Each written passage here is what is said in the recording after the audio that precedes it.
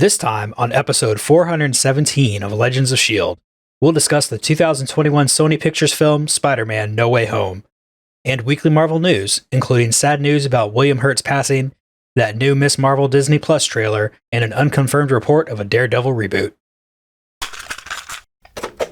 I'm Willie D. Nelson from All Things Good and Nerdy, a pop culture podcast, part of the Gonna Geek Network, just like the show you're checking out now. Shows on the network are individually owned, and opinions expressed may not reflect others. Find other tantalizingly geeky shows at GonnaGeekNetwork.com. You have been granted clearance by director Alfonso Mack Mackenzie. Stand by for a S.H.I.E.L.D. debriefing.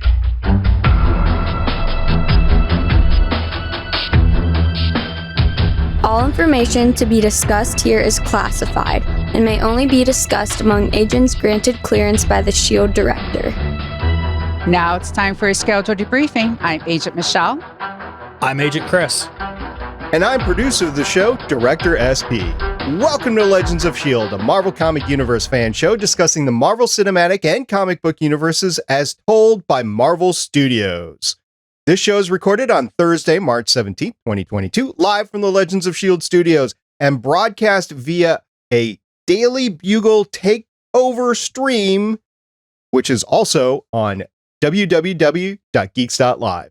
Come and join our live chat as we record, since we love talking about Marvel. Because I love you. If you want to talk to us about how much you love us, you can head on over to the website, legendsofshield.com. If someone tells you you love them and you want to leave them a voicemail saying just thank you, you can call our voicemail line at 844-THE-BUS-1. That's 844-843-2871. If you want to tell somebody that you knew a long time ago how much you love them, head on over to Facebook. And while you're there, check out the Legends of S.H.I.E.L.D. podcast. If you have overwhelming love for your two doppelgangers, please head over to Twitter at Legends of S.H.I.E.L.D.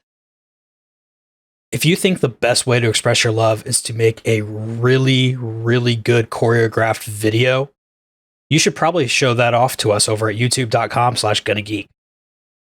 You can tell your Amazon device to enable Legends of S.H.I.E.L.D. skill. If you want to tell a lot of people all at once how much you love them, you can join our Discord server at GonnaGeek.com/Discord and ping at everyone. And remember, Legends of S.H.I.E.L.D. is a proud member of the GonnaGeek.com network. I got to tell you, MJ is not going to be happy if and when MJ ever remembers what happens. She is not going to be happy about that moment. That's for sure. What we're talking about is Spider-Man No Way Home, but we'll get into the full podcast in a little bit. I want to say, guys, that I'm very sorry that Agent Lauren can't be with us today. She isn't feeling good, so she can't be with us. I know she wants to talk about it. So just a big shout out to Agent Lauren. And if you want to hit her up, you can catch her on Twitter at SithWitch and tell her how much you want to see her back on the podcast. With that, you guys excited to talk about Spider-Man No Way Home? Yes. Oh, yeah. All right, we're getting into it.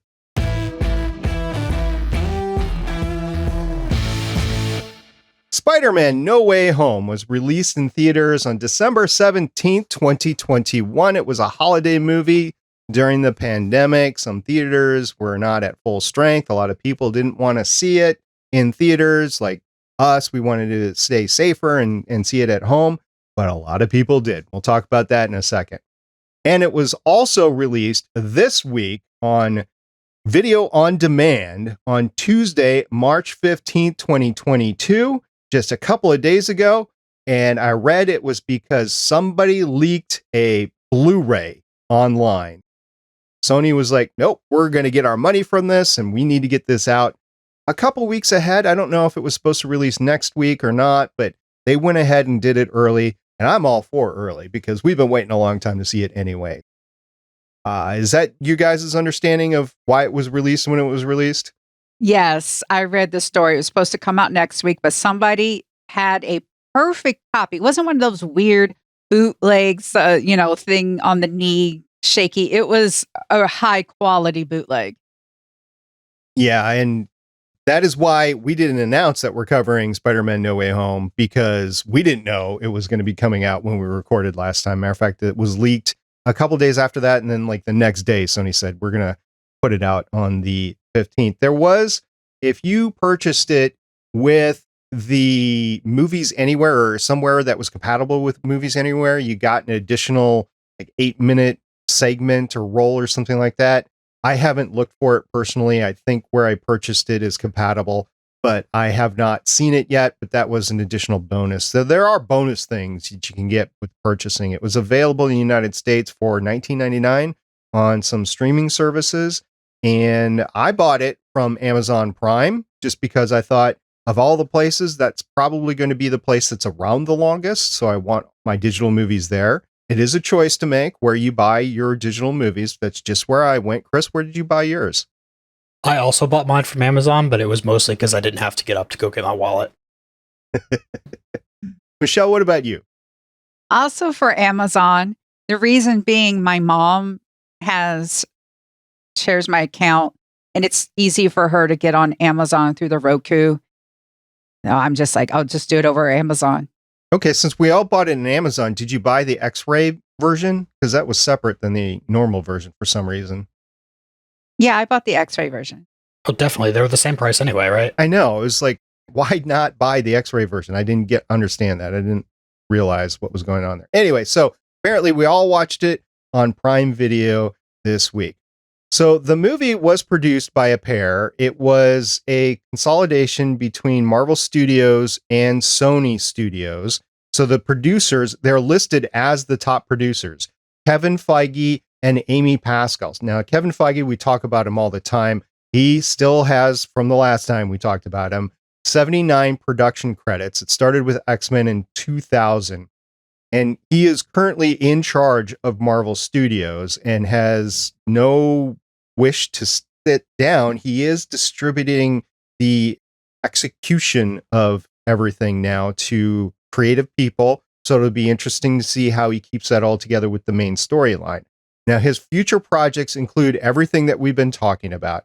Everything from the I Am Groot TV series to the upcoming Thor Love and Thunder, which is just undergoing reshoots this week. The Ms. Marvel series that we'll talk about later, the Moon Knight TV series that's coming out in a couple weeks, the Marvels, Fantastic Four is in pre-production development, Blade, the Echo TV series, which we talked about before. And oddly enough, in his IMDb credits, there's still that untitled Marvel Cinematic Universe television show, and I don't know what that is. I don't know if that's like a placeholder of, okay, there's going to be something coming, something more coming, so we'll just say it's untitled and he's producing it, I guess. I don't know. What do you guys think about that? They just don't want to announce yet that there's going to be a Ghost Spider show. I think it's probably something permanent. So when they just announce something new, they just put it, and then they always have that untitled. So that way, whenever they can just fill it in and just leave that untitled. I think so too. I think we'll keep on seeing that.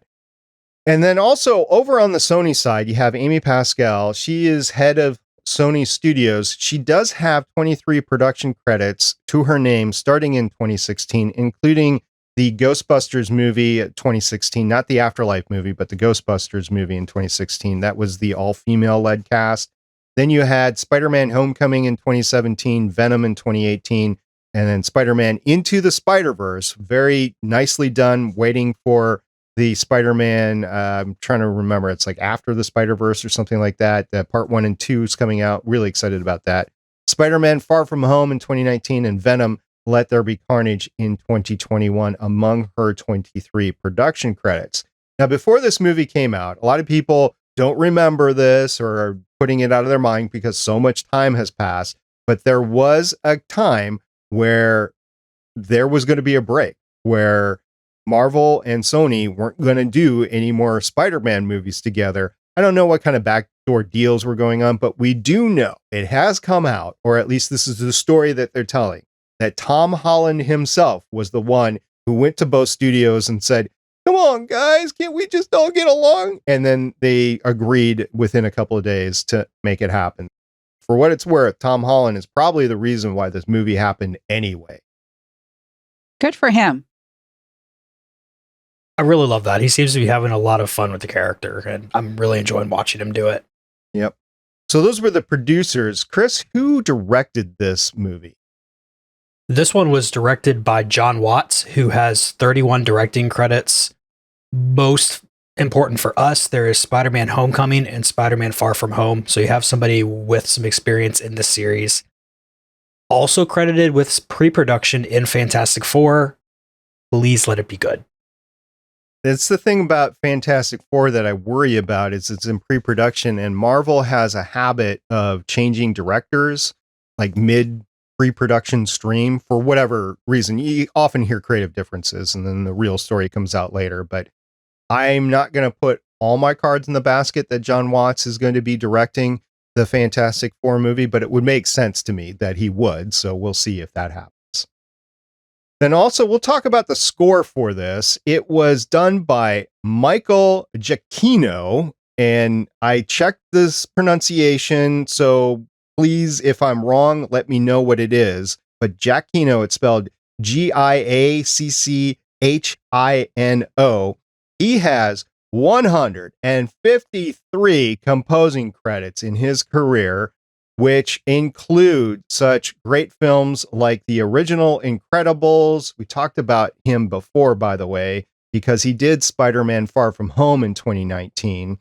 He did Incredibles 1 and 2. He's done Jurassic World. He's done Planet of the Apes. He's done the Star Trek in 2009, which I love that new type of Star Trek score that they did for those movies. He did Rogue One, a Star Wars story. A lot of people love that film. I have my personal issues with that film, but a lot of people say it's one of the better Star Wars films that has come out after the original 3 came out. For what it's worth, he did the score for that. I think this guy, he's not really John Williams, but he's done a lot of amazing films that we hold dear, and that says something.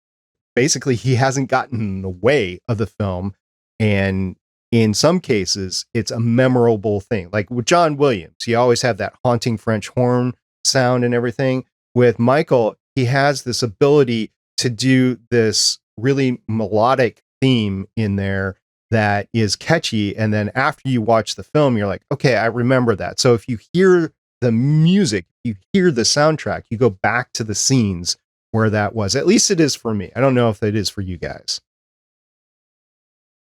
Sometimes. Okay, that's fair. I would say some of these, like Jupiter's Ascending, soundtrack is not memorable to me, but the movie's not memorable to me either. Christy, are you into soundtracks at all? I'm getting there. He definitely is somebody that hasn't super caught my attention yet, but just seeing what he's done and knowing that I've liked the music in those is probably something I should dive a little deeper into. Yeah. So we'll see what future movies he is doing for Marvel in the terms of this podcast, or just that we like in general. So Michelle, who was the writers behind this film?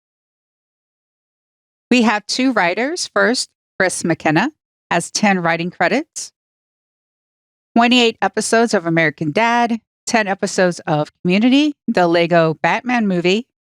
I like that one. Spider-Man Homecoming, Jumanji Welcome to the Jungle, Ant-Man and the Wasp, and Spider-Man Far From Home. The other writer is Erik Sommers, has 16 writing credits, including 9 episodes of American Dad, 1 episode of Community, the Lego Batman movie, Spider-Man Homecoming, Jumanji Welcome to the Jungle, Ant-Man and the Wasp, and Spider-Man Far From Home. Something tells me these 2 are a regular team. Certainly looks that way. I need to find some panels that these 2 have done in the past few years, because I'm sure they've done something, right? And just see them as they talk about their work in general, because it looks like they might have not started that they were working together, but they are definitely working hand in hand right now. And I'd be interested, like The Expanse. It was 2 writers that had one pen name, S.A. Corey. I'd be wondering what their workflow is between the 2. Like, does one person take a scene and the other person take a scene? Does one person take a character and another person take another character, or something like that? I don't know. I'd be interested in all that. What I do know is that their work in this movie, in my opinion, was pretty good. There might have been some plot issues, which we'll talk about later, but I think their ability to combine a lot of the fun things, because they're really combining like 20 movies into one here. And I think they did a decent job of that. They probably had some help along the way, but if not, whatever the case, they did a decent job, in my opinion. Chris, do you agree? Oh, I mean, this thing was just so much fun. And like you, I need to go back and see if I can find something from them, because I just bet those panels are going to be hilarious. I would imagine so, especially because of their community experience alone. It speaks a lot to that. Anyway, Michelle, why don't we start off going through some of the cast? Well, I'm going to cover the main villains. Of course, we have Rhys Ifans back as Dr. Kirk Connors. We saw him more as the Lizard than him. We really got to see him at the end. Thomas Haden Church came back as Flint Marco Sandman. You know, mostly his voice, again, that pain of wanting to see his daughter. That's the reason why he wanted to come home. And then really the three that I'm really got to come back. Jamie Foxx as Matt Dillon, Electro. Got to have more style, more bravado. Got to have these really cool moments of fighting and such. We'll get into that later. And of course, Alfred Molina as Dr. Otto Octavius, seeing him back again, having fun with it. That fight on the bridge was amazing. And of course, Willem Dafoe as Norman Osborn. We really can't have all of these villains come back unless we have Green Goblin. And it was like with Willem Dafoe and Alfred Molina, it's almost as though they were like, yeah, we were playing these characters last week because of how seamless they really got back into it. It was just amazing. I gotta admit, seeing the villains back on the screen, I'm not a huge Spider-Man fan in that I don't like keep watching the movies over and over and over again. And what I wanted to do before this came out is go over the Spider-Man movies again, but I thought I had an extra week, so I didn't. I was just going off of my memories from like the original time that I've seen these movies. I own all of them. It's just, you have so much to watch that I haven't really had a chance to watch them. But yeah, seeing them out there really brought the feelings from the past movies, at least for me, in there. And that was great. And Thomas Haden Church, I was wondering if we were going to actually get to see him in the movie. We did for that one brief scene after he was quote unquote cured, right? We actually saw him at the end. Yeah, just like with Dr. Connors with Rhys Ifans. A little bit. Yeah, just a little bit. Just like, I don't know, 5-15 seconds, something like that. Chris, who do you want to talk about? Well, I think the secret Black Horse candidate for best character in this movie was Zendaya as MJ. The way she portrays MJ in these movies, I think, is just perfectly capturing what MJ does on the comic pages, but is definitely her own take on the character at the same time. I can see comic Mary Jane doing everything that Zendaya MJ does in the movies, and it's just wonderful. You had J.K. Simmons coming back as J. Jonah Jameson, because if anybody else is J. Jonah Jameson, then the movie is instantly crap. That's my theory. As long as he's available to do it, he needs to be Jameson, because he is Jameson at this point. There's just no other way to do it. And the three Spider-Men, you have Tom Holland as Peter Parker of this world, and Andrew Garfield as Peter Parker of World 2, and Tobey Maguire as Peter Parker of World B. And I just made those names up. But the way that they all played on each other, you get a different era of Spider-Man with all of them. But the way that they interact with each other is exactly how I have seen different Spider people interacting with each other on the comic pages. All right, before we go any further, let's make a pact between the three of us. We haven't discussed this beforehand, so I just wanted to have this discussion actually on the podcast. How are we going to be referring to this? Now, I propose to do the same thing that the closed captioning did, and that Tom Holland is Peter 1, Andrew Garfield is Peter 2, and Tobey Maguire is Peter 3. But I can be convinced to do some other convention. Michelle, what do you propose? In my notes, it was Peter Parker, which meant Tom Holland. And then I wrote Andrew and Tobey. So maybe that's how we do it. Tom, Andrew, and Tobey, or Peter as Tom. That'd be fine. Chris, what do you think? So how did the closed captioning handle it that Andrew Garfield in the movie was Peter Parker 3? And no, Andrew Garfield was Parker 2. Did I say that wrong? I think you did. Okay, so Andrew is Spider-Man 2 and Tobey was Spider-Man 3 because in order of appearance, I think. Okay, yeah, that's weird because when they're all together trying to get their plan going, Andrew is Peter 3. Oh, really? Yeah. Okay. I don't know. This is crazy. why I'm going to use their actor names. Yeah, actor names as much as possible. Okay, so listener, that's what we're going to do. If you have a better convention to use, let us know. All right.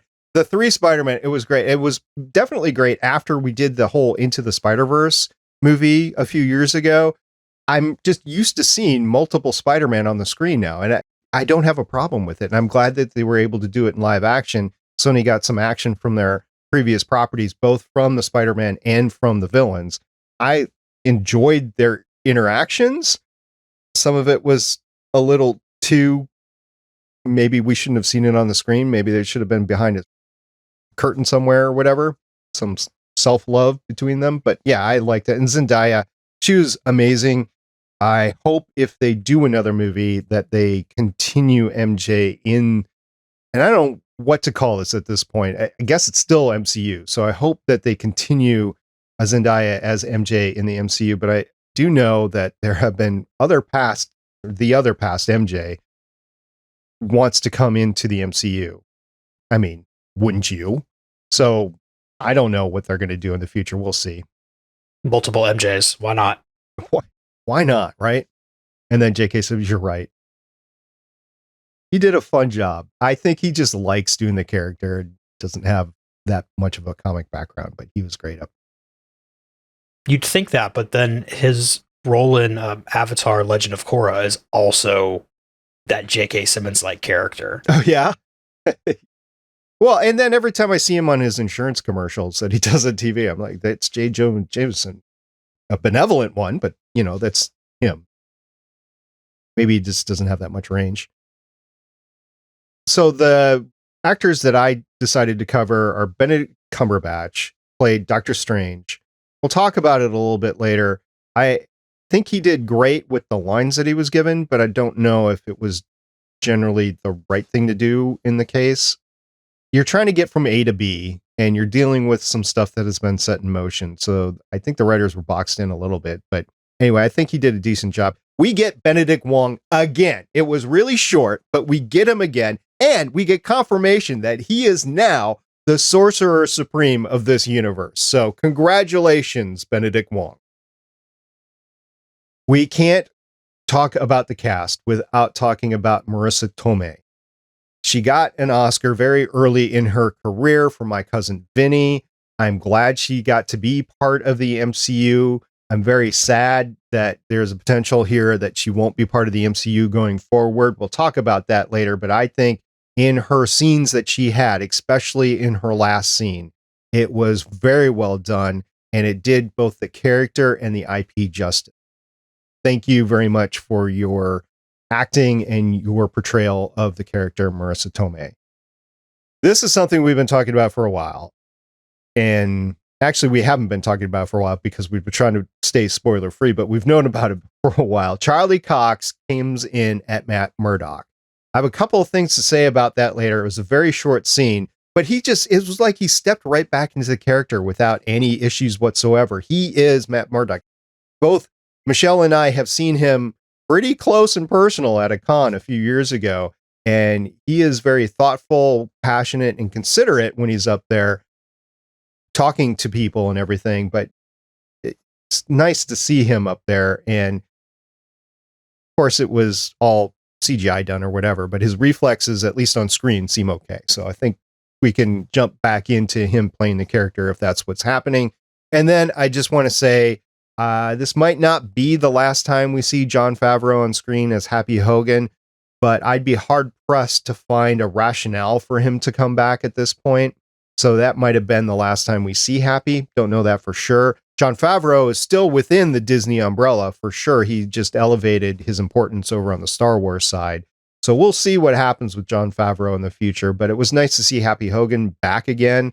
He was in the first movie. He did the first movie in 2008 with Iron Man. And he's taking it all the way this far. So it's hard not to acknowledge him as things go forward. So that's the cast. So I'm going to go over the IMDb synopsis for this really quick. It's really short. This is the official one, by the way, because of course IMDb is populated with like everybody is like trying to throw their 2 cents in there and give their synopsises. But this was the official one. With Spider-Man's identity now revealed, Peter asks Doctor Strange for help. When a spell goes wrong, dangerous foes from other worlds start to appear, forcing Peter to discover what it truly means to be Spider-Man. Okay, that's pretty good for 3 lines, but we can do better. So, Michelle, let's go over our synopsis. Picking up right where Spider-Man Far From Home left off, Peter and his friends find themselves in the trouble with damage control and with the court of public opinion as his identity becomes well known as the Purple Guy, Thanos. Nick Fury's been off planet for a year. MJ is well versed in interrogation tactics. Ned crumples under pressure, and Aunt May just wants to see Peter. Matt Murdock comes in to save the day and Peter's head from a brick, and Charlie Cox makes his MCU debut. Peter returns to school, where we shape heroes, with all eyes and phones pointed at him, where the only place to hide out is on the roof.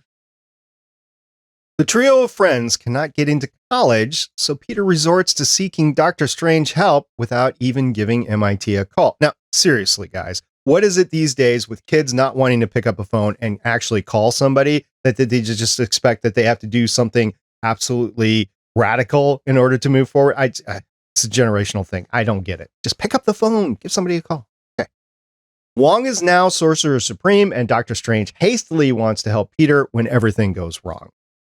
All of Spider-Man's foes that know his true identity flock to the MCU timeline and are rounded up like cattle in a John Wayne Western to the Sorcerer's Dungeon.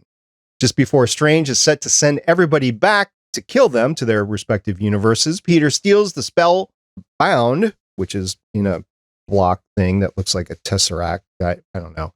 And comes up with a plan to save everyone. Goblin decides to try to stay and massive fights ensue, killing Aunt May, leaving Peter all alone. Ned became a wizard and connects with Spider-Man 3, Andrew Garfield, and Spider-Man 2, Tobey Maguire, and now all the toys are here to play. After some Spider-Man self-love, the trio of multiverse superheroes collect and save all the villains, send them back to their respective universes and dimensions, before Doctor Strange has to redo his first spell and everyone forgets Peter Parker. In a tear-jerking epilogue, Peter starts to live his own life, unencumbered by relationships, as no one remembers who Peter is. Aww. Michelle, what'd you think? The movie is a lot of fun until you have to think about it. I think this was a perfect way to tie all of the different Spider-Man franchises together. I wish they could find a good way to do this with Batman. Yeah, that would be cool. Now, in my opinion, it was full of world building or bringing together worlds that have previously been built, special guest stars, cameos, and farewells. Fun was had along the way. There was just some hilarious dialogue, and everybody is now wondering what Sony and Marvel are going to do with the Spider-Man character and the IP in the future based on what has come out of this. So that's my 2 cents. Let's talk about the premise, the plot, the key thing that went along the way to make this movie the way it is. And Michelle, I think you have some things to say, so we'll start with you. This is a part where, when you think about it, where's the support system? It's like off screen, Pepper could have just made some phone calls and made the whole thing go away. Why is Peter all alone?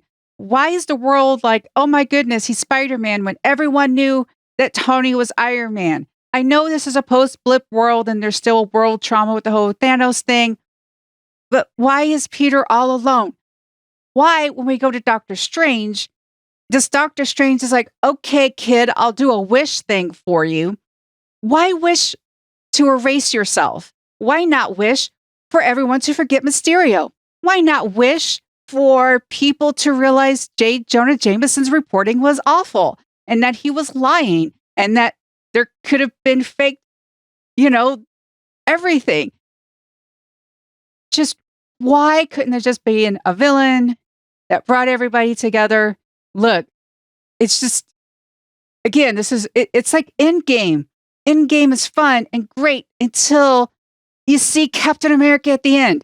It's just one of those things where it's just, why, and why, and why, and why? Because he's still a kid and doesn't think things through, and he's hormonal. It's the only thing I could think of. Also, Peter's a little bit messed up too. Doctor Strange, yeah, he definitely, I think, overstepped things. Going in and doing the spell, especially after Peter told him that nobody called MIT to try to convince them to let people in. Like, really? You're going to be an adult here, quote unquote adult rather, and go try to erase the history of the world because a kid wanted to get his friends into college. And that's just a little bit messed up. I have a slight issue with Stephen Strange. Yeah, I'll allow it. Stephen Strange. So I have an issue with the fact that he did the spell so easily. You're talking to a kid, and maybe he's just not used to talking to a kid. I can see that. He's not a parent. He's never had a kid. He doesn't really deal with kids because he's dealing with adult things along the way. But you need to sit the kid down and you need to talk to him about, okay, what have you tried? I'm so sorry. Can we do something else to try to get, he could have probably made a couple of phone calls to his people in the medical field that are, or related to the medical field or businessmen or whatever, and made some inroads with some of these colleges, whether it's MIT or NYU, which I believe canonically is where he goes, to NYU. So there's a lot of things that Stephen Strange himself should have done along the way. And that was my issue. As soon as he got to Stephen Strange, and Stephen's like, boom, right into it. And he's making the spell, and they haven't even thought about, okay, what exactly do you want the spell? It's a big spell, and he is just doing it willy-nilly.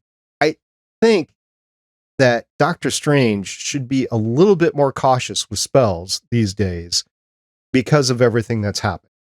Now, maybe I could be mistaken. Maybe he thinks this is no big deal. I think erasing somebody from everybody, including myself, I would think twice about, personally, especially since I had such a huge bond with this person. Maybe not necessarily person to person, but you've just been through something huge and traumatic together. And you're just like, okay, I'm just going to forget you. Like, I could see I'm going to do this for you because we bonded over that, but I can't see I'm just going to forget you like that.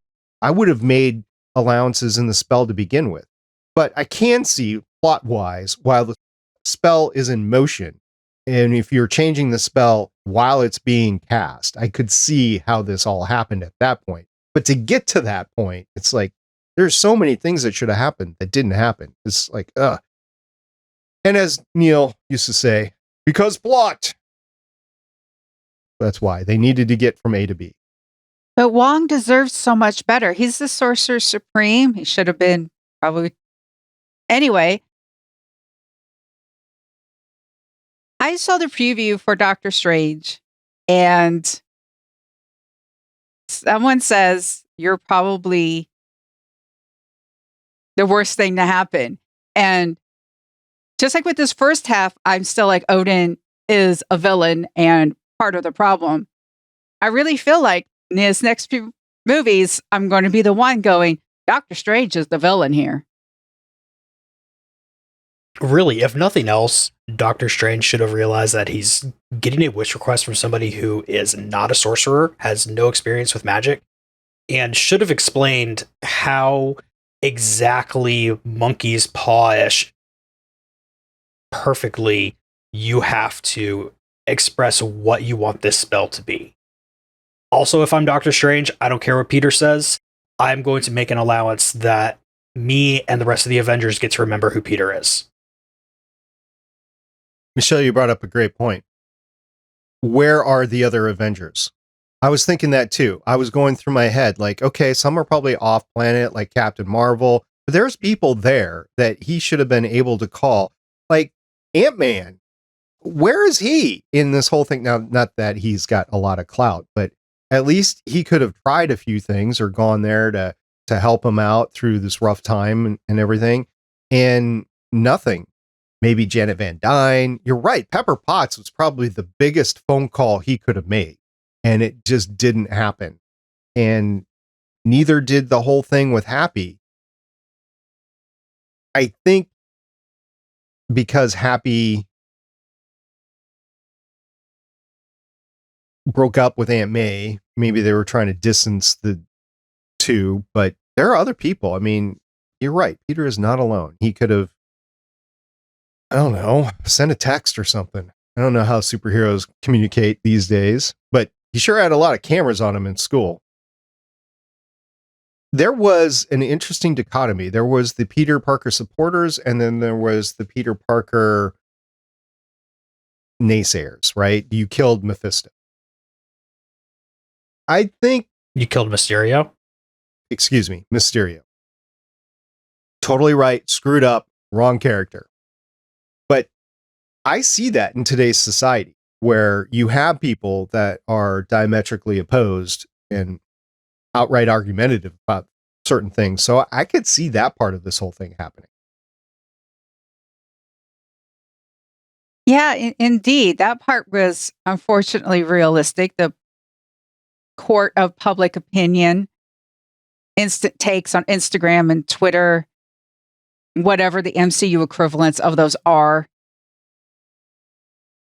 One of the things, though, that I really enjoyed was, I know people don't like this phrase, the power of friendship, but those moments when MJ, Ned, and Peter are together, where MJ gets angry, and rightfully so, when she learns that Peter went to Doctor Strange in the first place.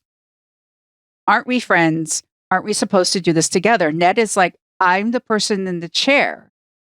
You know, you can take the person out of the chair, but you can't take the chair out of me. I love that about Ned. And even when Peter's down, there was that great moment on the roof where they're all together and they're all hugging.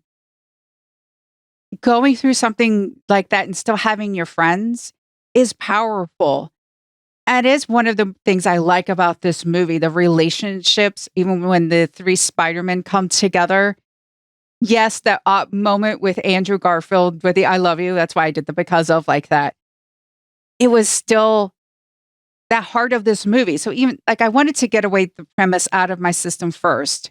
Because again, I enjoyed this movie, and part of it was because of the relationships that we actually got in here. Because even though Peter's going through all of this awful stuff, he still has that immediate support system.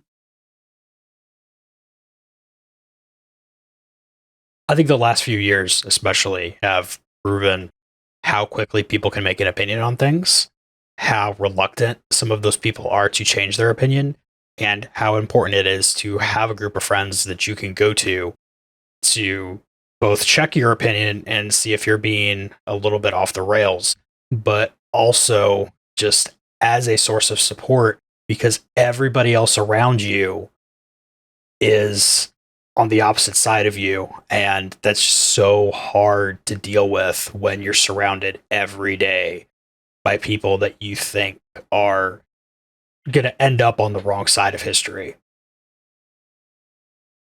I have a couple things to say about the trio of friends. First of all, MJ and Peter slinging through the city.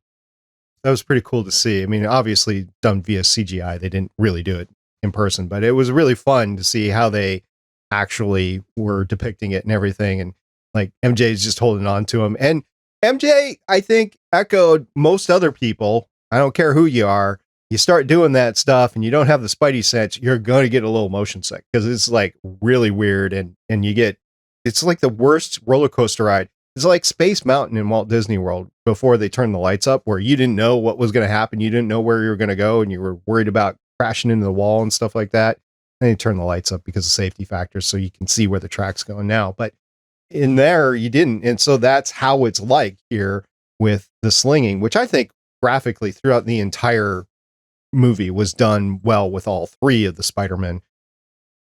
My kudos is to the graphic design team on that. And I really liked specifically how whenever Spider-Man was saving somebody, like Andrew was saving MJ at the end, or where they're just going from one place to another. I did like how they did, or the fights too. The fights were just amazing in this because you had so much going on. It wasn't like a Transformers. I'm going to show you 3 dark scenes and then or 3 dark little frames, and then we're going to go to another 3 dark frames, and then we're going to go to another 3 dark frames. No, they actually did it so you could follow the fight as it was going along. And there's so much happening at the same time that you have to cut from one to another. I don't think you could have done a single scene fight throughout the, a single camera fight movement throughout this entire thing.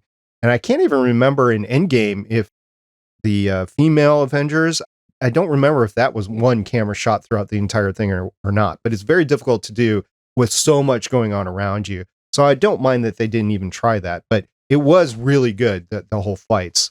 You guys like the CGI? I think they did a really good job with it. I really hope that in 10 years it still looks good. We'll see.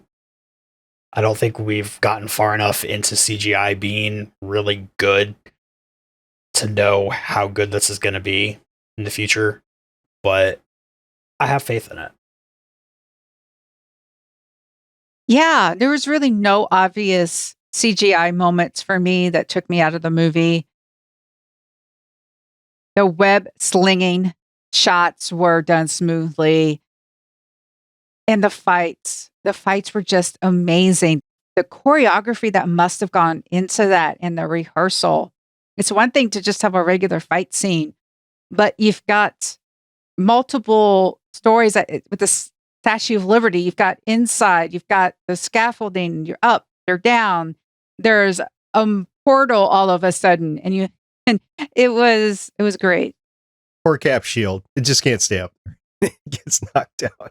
And I do like how Jameson was saying, I can't believe they're at the Statue of Liberty. They're going to ruin another national monument. And like, oh, well, yeah, it's coming. I don't think there's any doubt in that. I could see the outrage on that. But at least it was only the shield and it wasn't the rest of the Statue of Liberty. Okay, so the other thing I want to talk about the trio of friends was Ned. Ned, all of a sudden, has discovered he has some sort of talent for magic. I think Wong needs to take Ned underneath his wing and show him a thing or two about magic before Ned goes off and does some really crazy stuff.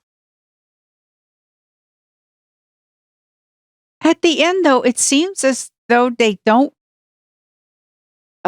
Here it comes with the whole memory thing, because now the whole world's forgotten Peter, which I don't even know. How does he get a bank account? How does he even get that apartment? The whole world doesn't know he exists, and he's just not even a fly on the wall. It's just.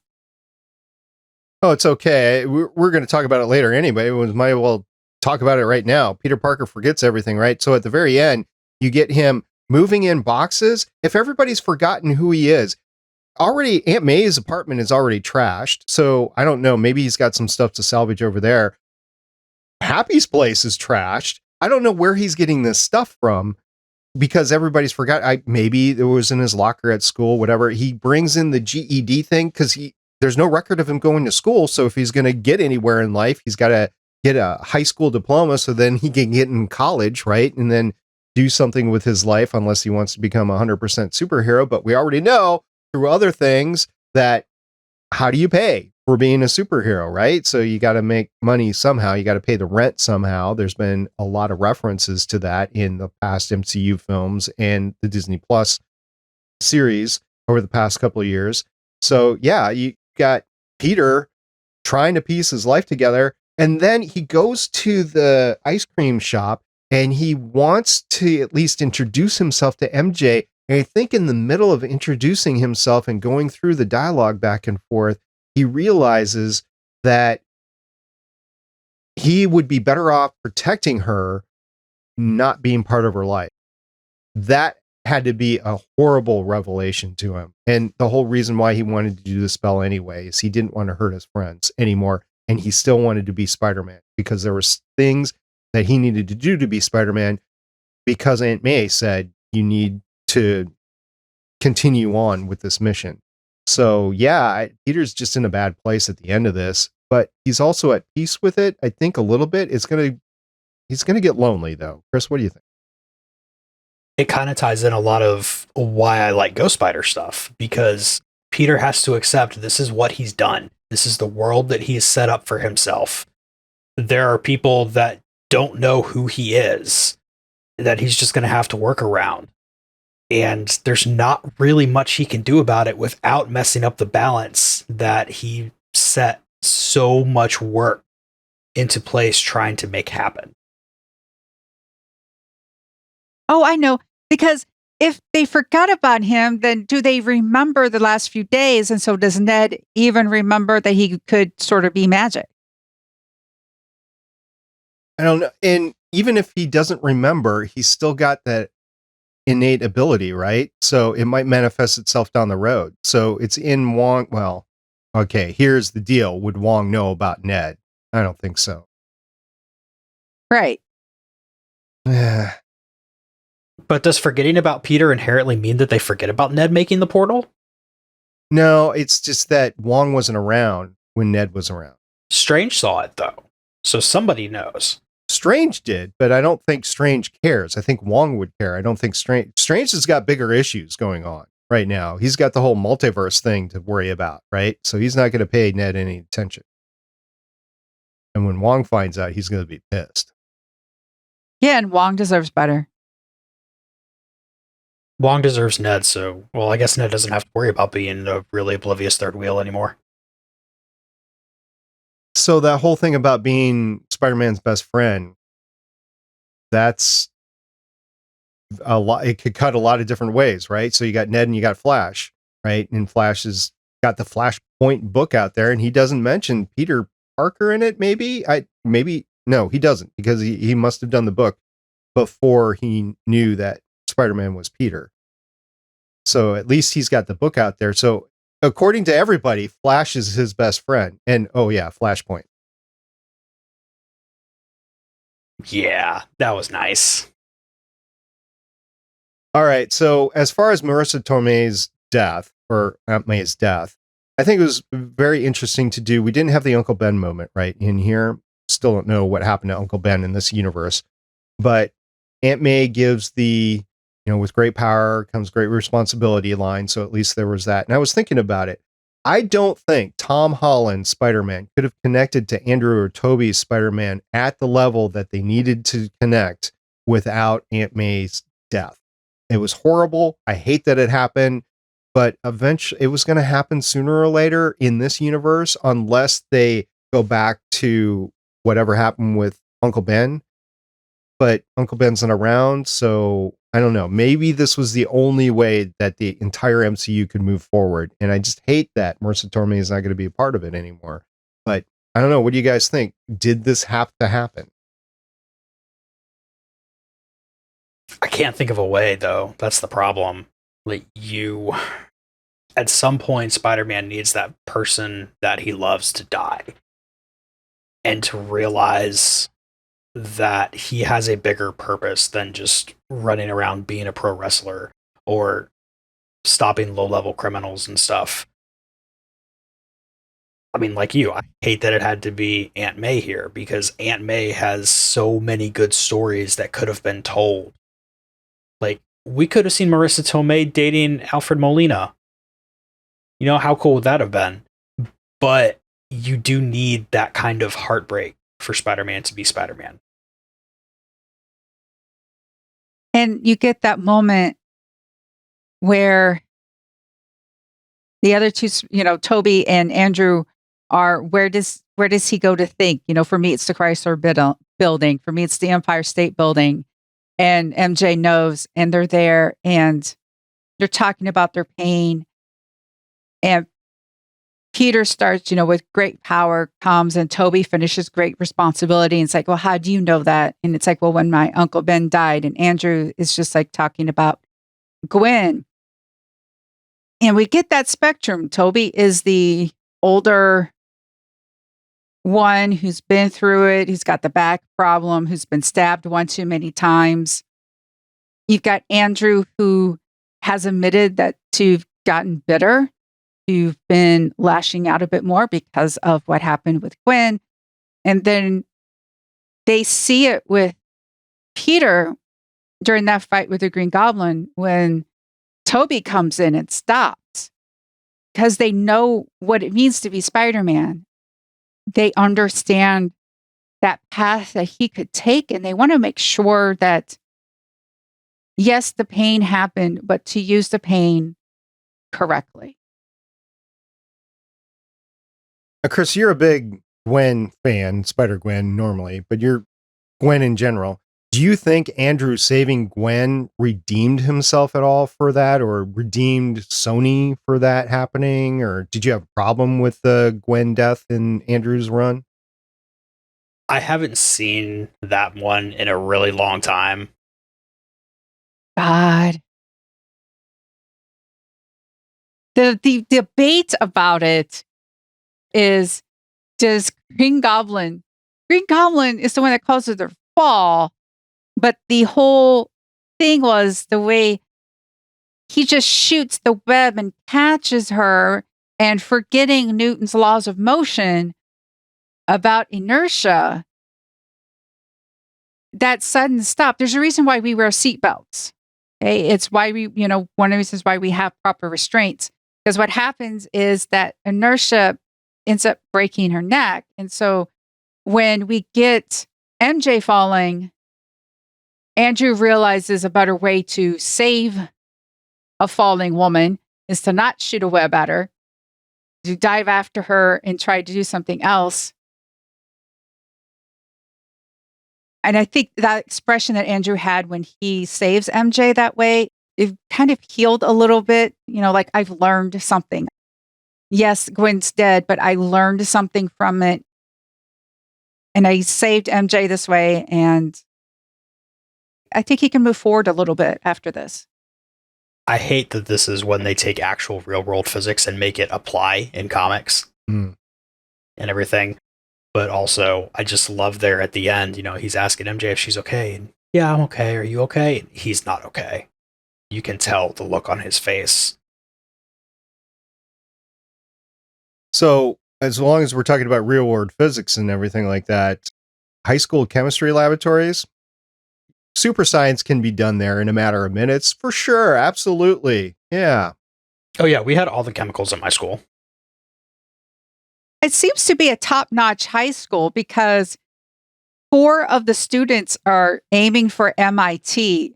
MIT is not a backup school. It is something you aim for. It's one of the top engineering schools, along with Rose-Hulman, which is here in Indiana. It's one of the top ones. Stanford, I still believe, is still one of the top ones. It's something that you work hard for. And Flash is getting in, and everyone wanting to get in. So this high school must have a great science program if so many of their students can get into MIT. So I think it's possible, if it's one of those science magnet schools, that it's possible for them to do super science. Okay. I went through the MIT application process.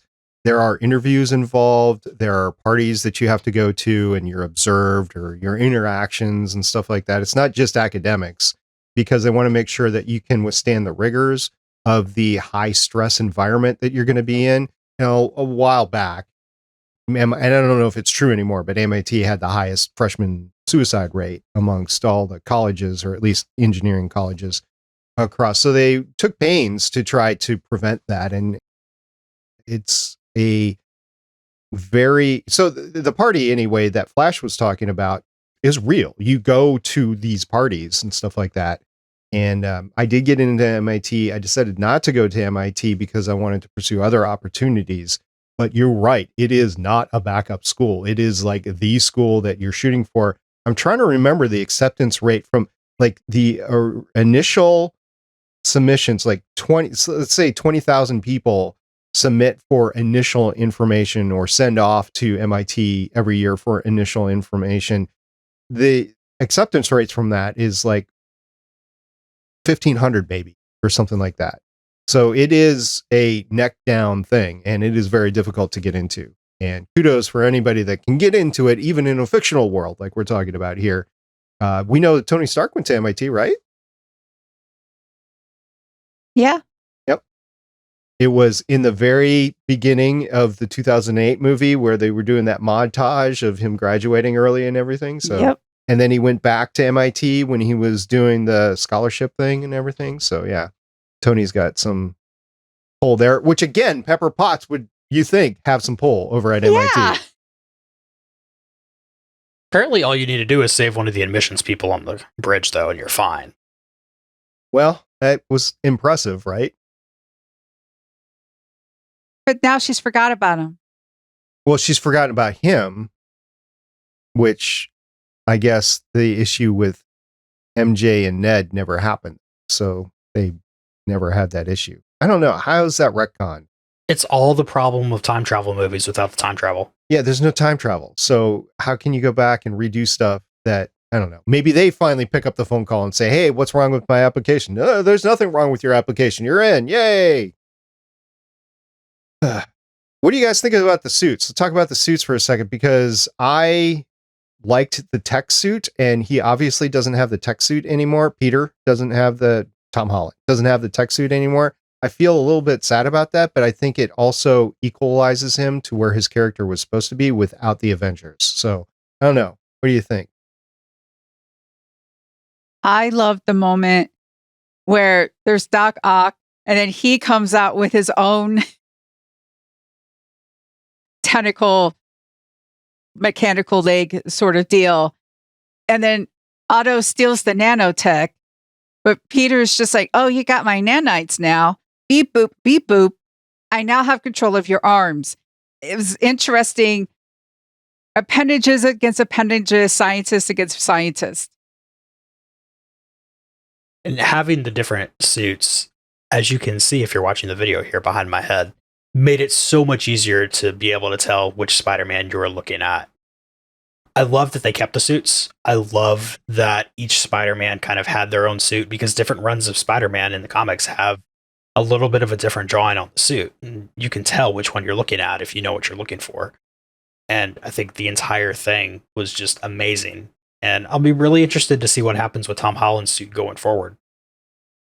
Yeah, how it evolves, because he's sewing it himself right now, but he is adept at science, so we'll see. But he also doesn't have a lot of money, so getting a hold of the raw material might be difficult for him. Like advanced, I'm not talking about fabric. You could get that from Joann's or something. I'm talking about, like the actual tech that goes behind Well, it. where's he going to get the material for his web fluid? I was thinking about that too. That was great with Tobey. It's like, where does that come out of? You ever get web blocked? Yeah, it's happened. Performance anxiety. So what do you guys think? Final thoughts of the movie. Chris, off to you. This was, I think, just a wonderful tie together of everything. And I prefer not to think about it that hard, because I just want to have a fun Spider-Man movie. And we have a really fun Spider-Man movie that has Venom in it. Yeah, we didn't even talk about the mid-credit or post-credit scene with Venom in there, and too bad Lauren's not here, because I know she's a big Venom fan. I did enjoy that they at least put that in there. I mean, Sony probably was like, yeah, we got to connect to this property somehow. I don't know if this means Venom is in the MCU now or MCU capable or something like that. As far as the movie goes, I had fun watching it. I did not have any expectations. I know it did phenomenal in the box office, right? I did not have any expectations going in. And I think that was better for me, because as Michelle said, you start thinking too hard about this. You're like, also, I'm really big into the world building, and this was world building on top of world building. So I really liked it and enjoyed it. And I'm wondering what I'm going to think about it in a year. If I come back and rewatch it, I'm wondering about that. So Michelle, what do you think? Yes. Once you scrape off that part of the wish and forget about Doctor Strange. This is a Spider-Man movie. It didn't need to be Spider-Man and Doctor Strange. When you cut all that off, you get some of the most amazing fight sequences I've seen in a Spider-Man movie in a long time. That bridge fight between him and Doc Ock, the multi-leveled building smashing fight with Green Goblin. We've got the Statue of Liberty where it's everybody. You got Electro, you got Spider, Sandman. Connors ends up in there. It's just everyone coming in. And then you get Doc Ock coming back because Green Goblin thinks after he got shocked again, because again, that chip gets fixed and then wanted him to be bad again, thinks he's on his side. And all of a sudden, just that switch. No, I'm actually still Otto. I didn't go bad again, Green Goblin. So there you go, Osborn. All of that was just amazing. The character interactions, the idea of what does it mean to be Spider-Man? What does it mean to be your friendly neighborhood Spider-Man? And to see all of them together again. One of the things I liked about with CW's Crisis is we got to see Brandon Routh as Superman. He kind of got that redemptive moment. We got to see Andrew Garfield as Spider-Man again. I felt bad for him because all of a sudden his movies were just dropped. He was a good Spider-Man. And I'm glad he got this chance to do it. And I'm really glad we got the recreation of the infamous 3 spiders pointing at each other meme. We got that. It was great. Yeah, one thing that I liked in this movie was that you had the relationship of the 3. So I know they're all older now, right? They're in their mid to late 20s. But the kids, you didn't have that teen angst. And I'm so thankful for not getting teen angst in a superhero movie. I really am, because I don't think it lasts long. I don't think it plays long. And as you get older, you stop caring about the teen angst. You're like, oh my gosh, but they still played it as Peter was impulsive because he didn't talk to the MIT. So I get that, but at least we didn't get angst with it. So I was very thankful for that. I was really enjoying, as you were saying, the villains in there as well. And the last thing that I want to I can't leave without saying it, is you had that one line by Max Dillon, Jamie Foxx, of, wow, you think with all these universes we'd get a black Spider-Man? So they didn't say it's not possible. We've already had it in Into the Spider-Verse. We're, I think, going to have it eventually on the screen somehow. I don't think they're not going to make that happen, but I'm glad they at least acknowledged it in this film, because it's something, if you're talking about diversity, it's something that needs to be stated. I know we're getting a bunch of diversity in the MCU now, but you have this ability to have an African-American Spider-Man, and let's do this. So I don't know if that was a test line or not that was thrown in there for the character of Max Dillon, but I'm glad it was at least stated. This movie, while it did have its plot issues, was fun, and it hit some high points along the way. I'm glad they did. And it, in the true mode of Crisis, you got to play with a lot of different pieces across the board. So, yep, very thankful for that. Now, the last thing that I'll leave this segment before we go on to the news segment today is that the box office to date for this is pretty impressive. You had a domestic take of opening weekend of $260 million. That's in pandemic time. So without pandemic, think about how big that would have actually been. And then to date, domestically, it's $793.4 million. International is $1,084.4 million. And then worldwide, if you combine it all together, it's $1.8 billion, closing in on $1.9 billion. I don't know if they're going to get to $1.9 billion or not, but $1.9 billion for this. at the 2-year mark of the pandemic, a Spider-Man movie, this was the first time that you got this type of movie in a long time. If you look at the rankings of where this falls with all of the other movies, so if you take a look at the domestic opening, Avengers Endgame was $357 million. Spider-Man No Way Home is number 2 at $260 million because Avengers Infinity War is number 3 at $257 million. Now, some of that might be inflation, but at least that gives you an idea of where it stands now. If you take a look at the worldwide total and you do a comparison of all the movies, this is all the MCU movies. I'm not doing all comic book movies. This is just the MCU movies. And I will count the Spider-Man movies as part of it. The number 1, of course, is Endgame at $2.79 billion. Avengers Infinity War is number 2 at $2.04 billion. And then there's Spider-Man No Way Home at $1.87 billion. That's number 3. Number 4, by the way, is The Avengers at $1.5 billion. It's pretty good box office showing for this. All right, the next time we get together, we're going to be talking about X-Men the Animated Series, The Phoenix Saga, that's season 3, episodes 3 through 7. We teased that we were going to do it this week, but because this movie came out, we decided to watch it instead. So that's what we're going to do next week. In the meantime, we do have some interesting Marvel Studio news to cover.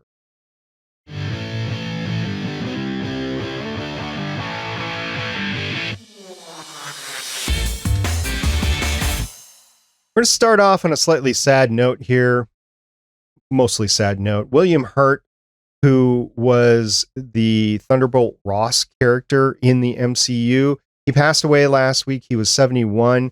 In other articles that I read, he had been diagnosed with pancreatic cancer for about 18 months prior to that.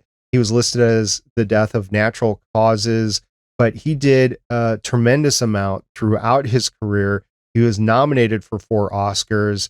You might know him from other things like Broadcast News or Children of a Lesser God, but he will be sorely missed.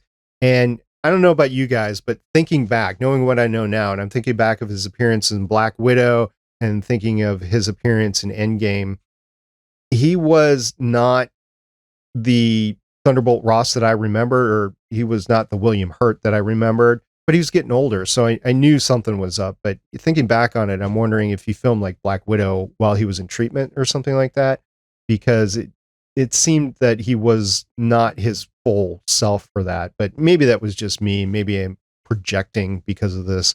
But it's going to be a big loss, and it also, I don't know how it's going to affect if Marvel had any plans on doing the Thunderbolts eventually. So that would affect Bucky Barnes, for instance. But yes, very sad. When did you guys find out, and what did you think? Found out at some point during that day. He isn't somebody who I'd seen a bunch of his movies before, so I don't think it hit me the same way that it hit you. But this is definitely, I mean, anytime somebody, it's an important character like this, just for the sake of the MCU, that's a bad thing, because then they have to figure out how to work around that. But from all the reactions I was seeing from other people who know his work better than I do, just losing an actor like this, no matter what, because you're losing a human, is always a sad thing. Yeah, I found out on the day of, actually, I think in our chat. I think that's how I found out. Yeah, such a tremendous actor. He's very interesting. He knew how to play intelligent characters without seeming to be, I am an intelligent character. He really knew how to make them relatable, even if they were complete jerks. One of my favorite performances for him was if you go back to his sci-fi cred, right? And you go into the Jupiter 5. You guys know where I'm going here? Lost in Space, by the way. He played one of the main characters in Lost in Space. So when I think of William Hurt, I think of Lost in Space and broadcast news outside of his MCU. But he will be sorely missed, and we'll see what the MCU does in the future, as I stated before. Now, on to some more happier news. We got our first trailer of yet another Disney Plus series that will be airing on Disney Plus later this year. We got the Miss Marvel trailer, and I am so excited for this. I recently had a friend finally convince me, they really had to twist my arm, I know, to read the G. Willow Wilson run of Miss Marvel. And the only thing I'm thinking as I get through those first few issues is I have no idea why I haven't read this thing yet. And part of why I'm really liking it is you get a sense of Kamala Khan really loving these heroes that she reads about everywhere, sees everything, really getting a connection to her culture and how she's having to fit in with this Jersey City culture that she's living in compared to her Middle Eastern family. And I'm getting the same kind of feels here from the trailer. It looks like they might be taking the Inhuman things out, which I'm totally fine with. So I'm curious about where they're going to run with that. But I'm so excited for this one. I am too. I watched it a couple of times. Is it an amulet or are they rings? Because now I'm thinking Shang-Chi. Are we doing like eternal tech or something? Because I'm trying to figure out if that's what it was and that's how her power is coming. Because like I said, I was watching it, but I couldn't really tell. Can one of you tell me? I can tell you that I had the same questions you did. So there's been a lot of discussions about the change of her powers online, but I think they did it for whatever reasons. I think practical reasons, as well as they wanted to take the character forward. I don't know what any of that means. I will wait until we actually see it. The one thing that I'm going to have to just deal with is, when I don't know if the entire series is going to be like this, but they had those pop-ups along the way, I know that's kind of big in the younger shows, the teen or tween shows that they do. And I'm wondering how that's going to play in this. Maybe it's just going to be a series that's just not meant for my generation. We're obviously going to cover it for the show. I will watch it, but I'm wondering how that's going to impact the whole thing. So we'll see. And maybe that's her power. I'm not sure entirely what's going on there. It's the flavor of Kamala Khan. She's a nerd. She also writes fan fiction about the Avengers. She's a complete fangirl living in the, daydreams and fantasies and having crushes and dealing with that. She's not so much like emo teen angst stuff, but she is still a teenager and they're bringing that out with the visual. I know she's a huge fan, and I'm not even going to say fangirl, but she's a huge fan of Captain Marvel. I mean, that's something we have in common because I'm a big fan of Captain Marvel. Hey. Well, in the comics, when she gets the Terrigen Mist coming over her, she gets this vision of all the Avengers coming to talk to her. Like, oh, guess what? You have these powers now and stuff. You're going to need to do things. Yeah, I guess that's, you said Terrigen Mist right there, and we talked about Inhumans, both covered before on this show. I just want to point out that since we recorded last, Agents of S.H.I.E.L.D., as well as all the other Defender stuff, but Agents of S.H.I.E.L.D. is now available on Disney Plus. So if you need your Agents of S.H.I.E.L.D. fix, go to Disney Plus. Michelle, if you have another Jonesin for something else, I think that's available now too, right? Indeed, Daredevil reportedly lands a reboot at Marvel Studios. According to the latest issue of Production Weekly, a trustworthy industry publication dedicated to films and series that are about to begin production, Marvel Studios has a listing for a project simply described as Daredevil Reboot. The entry is filed alongside a plethora of projects already confirmed to be in development, including Deadpool 3, Madam Web, Kraven the Hunter, and the DCEU movie Blue Beetle. There's currently no word yet on when fans can expect to see the Devil of Hell's Kitchen return to the MCU. All right, I got a question for you guys. So the term reboot is used in Hollywood quite a bit, and I think it's misused. I think in a lot of cases, like Quantum Leap, for instance, I've seen a lot of reboots. We're going to reboot Quantum Leap. Well, you're not. It's a revival. It's not a reboot. So I'm wondering if Daredevil revival would have been a better thing here, or are we really legitimately rebooting it? And if we're rebooting it, is Charlie Cox going to be a part of it or not? I don't know. These are all questions I have. This is an unconfirmed report, basically. It's just something out of Production Weekly. I don't know. We'll see where this goes, but this is our first official indication that Disney/Marvel is thinking of actually delving back into these properties that were on Netflix. We got Matt Murdock in, the Spider-Man movie catching that brick. I loved that moment. And with Peter's confused face, it's like, how did you do that? I'm just a really good lawyer. If you could get the Netflix cast back, I don't know what you'd have to do to do that. I know a lot of them have gone on to other projects. Some of them are probably easier to get away from than others. But you had such good cast there for everything. And I want to see them come back so bad because I really, really can tell with Daredevil that they had more stuff they were ready to do.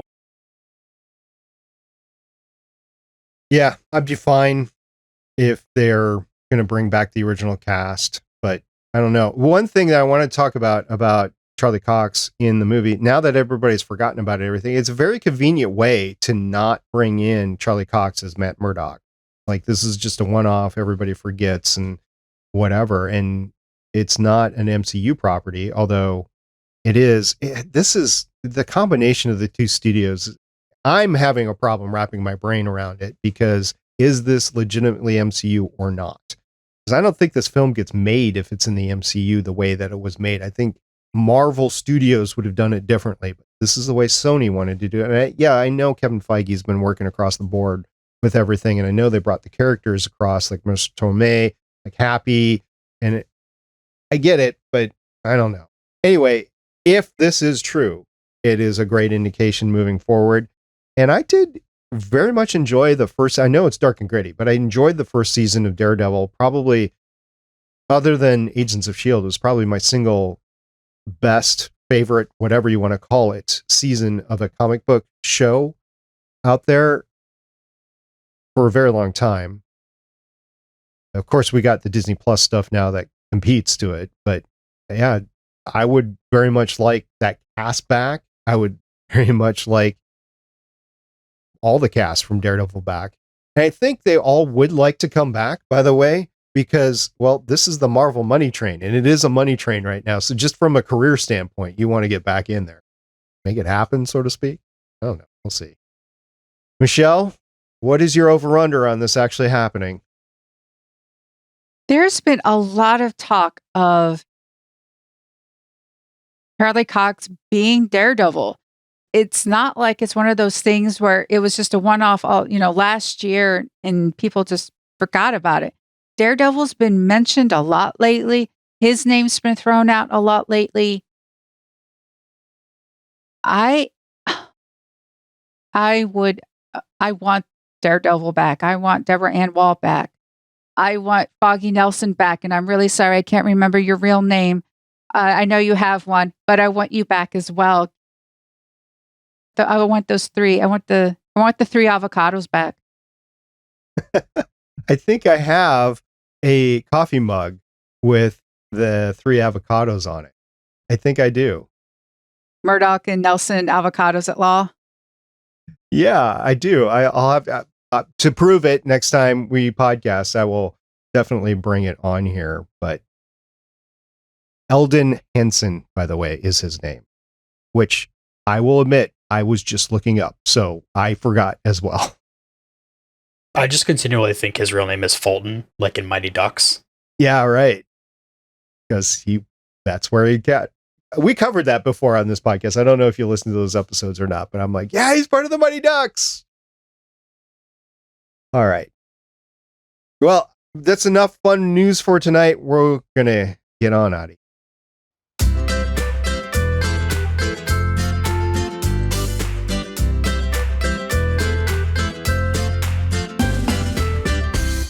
thank you, listener, for hanging in there with us. We really appreciate you being part of our Legends of S.H.I.E.L.D. family.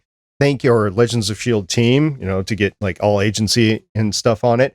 And we would love to hear your thoughts on Spider-Man No Way Home. We know a bunch of you watched it months ago, but if you're rewatching it, let us know what you think on your second watch. We would appreciate that. And we will talk about it and play it on a future show. Yeah, thank you for everyone for listening. And by the way, my mom enjoyed it. She too agrees that if you think about it, but she enjoyed it. She thought it was funny and all of that. If you want to follow me on Twitter, I'm Shell_game, and you can find me here for right now. Yes, it's always fun hearing from people. So I want to know what everybody, especially where you agree and disagree with us. That's the fun part. That's how you get conversations started. I can very quietly say that technically my wife did not like the movie because I watched it without her yesterday. And I had to swear that I would watch it again with her this weekend. And oh, darn, that's going to be so horrible. The sacrifices you make. I know, right? Yeah, I watched it very late last night. Long story short, this is the NCAA tournament season, and a team that is close to one of my family members was in a game last night, so I couldn't start the movie until 9:00 last night, and it's a 2.5 hour long movie. There was a little suffrage going on, but I did not mind watching the movie. It wasn't. We didn't talk about it, but this is a movie that I wouldn't have minded seeing in the theater. Like normally with movies, I'm like, I could just watch that at home. This one, I think I would have liked to see in the theater with a bunch of friends, just getting together and just enjoying a movie and maybe talk. Maybe that's part of my issues. I don't like people that talk through movies or make noise or stuff like that. I like reactions to the movies, but like keep your popcorn to yourself or whatever. This would have been one movie that would be like, yeah, let's go for it. Let's have fun. And yeah, that would have been great here. Plus the 2.5 hours here is completely different from the 2.5 hours for Eternals. Yeah, the pacing we didn't talk about the pacing either. Pacing was pretty good. Yeah. See, I didn't even realize it was 2.5 hours. Well, I knew because, I saw it on the screen, but other than that, no big deal. All right. So that's it for this week. We're going to be back at you next week. And then we'll just go from there as we close in on Moon Knight. And by the way, thank you very much to Anthony from Came Saw on the Couch podcast for coming and giving us that great Moon Knight primer that he did last week. If you haven't listened to it, go back an episode and listen to Anthony talk about the Moon Knight character. So until next time, I'm Director SP. I'm Agent Michelle. And I'm Agent Chris. See everybody later. Bye. Bye. Bye. Don't do a wish spell on us and forget about us. Forget about who? I don't know. Who's that person that's with us, Chris? Oh, her name's Michelle. Okay. Thank you for listening. If you want to leave us feedback, go to gonnageek.com and you will find all our contact information and other shows. You can also visit legendsofshield.com where you'll find our complete archive of podcasts. The music heard on this podcast is by Kevin MacLeod, found at incompetech.com, and also artists on pond5.com and audiojungle.net. The opinions heard on this podcast are those of the individual hosts and do not represent Stargate Pioneer Productions, Legends of S.H.I.E.L.D., or Gonna Geek. Agents of S.H.I.E.L.D. is the property of the Disney Corporation, Marvel Studios, and ABC. No infringement is intended.